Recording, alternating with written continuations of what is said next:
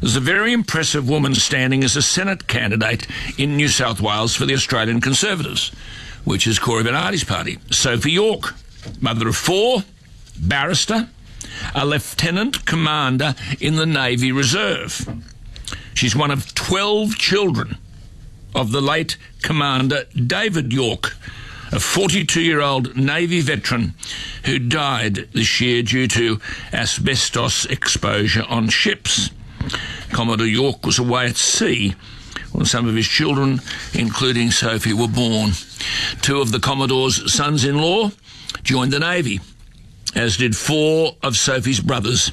So you'd think, in campaigning for the election, that Sophie would be able to refer to her proud military service and history. That's part of her DNA.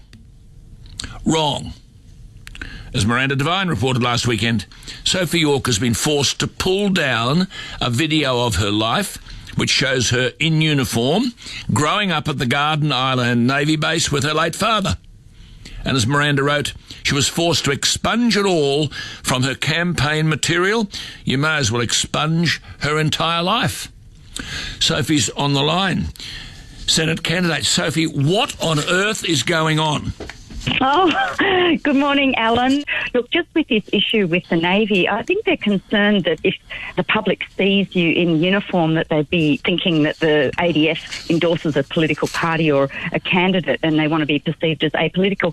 But the thing is, if you were a baker or a nurse or whatever, the public are smart enough to work out that that doesn't mean that, all bakers or all nurses or the Nursing Association endorse a particular political position. So I think all that people want to see is, who is this person that is putting her hand up to go into the Parliament? What's her background and can we trust her? So I did have a team, Paper Cranes, put together a video just explaining my background. And obviously my dad was away at sea when I was born, and I grew up in a Navy dockyard at Garden Island, and the chapel there was our parish church, and I got married there to my husband, Paul. He's an anaesthetist and he was a Navy doctor. But you grew up at Garden Island.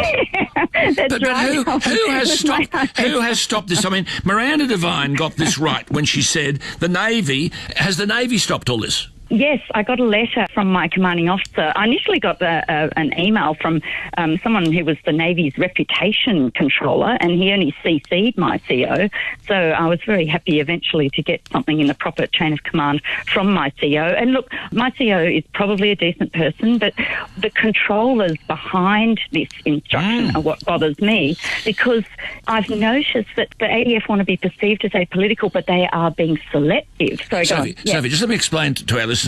I'm talking to a lady who is already, as I speak to her, not just a candidate and a barrister, she's a lieutenant commander in the Naval Reserve, as I speak to her. Why wouldn't you want to see a picture of her in her naval regalia? And as Miranda wrote, Sophie's not saying this, and Miranda said, well, the Navy has no problem with politics when personnel march in the overtly political Mardi Gras, no problem with senior naval officer Mona Shindi criticising Tony Abbott and promoting Islamist imams on the official Navy Islamic Advisor Twitter account.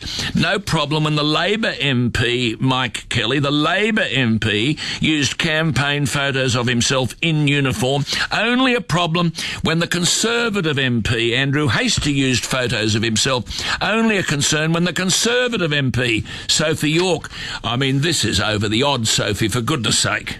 Yeah, and Alan, it's really strange because even our Constitution not only permits, it actually encourages MPs to serve their country as reservists in the military. So it actually creates a carve-out, the Section 44 provision. They want politicians to feel free to serve their country if they're needed. So at the same time as our Constitution is encouraging it, we're expected to conceal our connection. It doesn't make sense to me. Just tell me this, finally.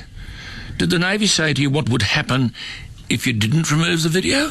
Well, I had to inform them in writing that I'd complied with it. Why? Sophie, show the video. It's you. It's you. This is Sophie York. We want to see the video. Thank you, Alan. It has been banned, and funnily enough, now people are wanting to see it in greater numbers. It was already up to 150,000 views. Good. And now people, I mean, you know, there are ways of, I guess... Where can people see it? Censoring it all. Where can people see it? It's out there. There's banned video sites, so if people put it...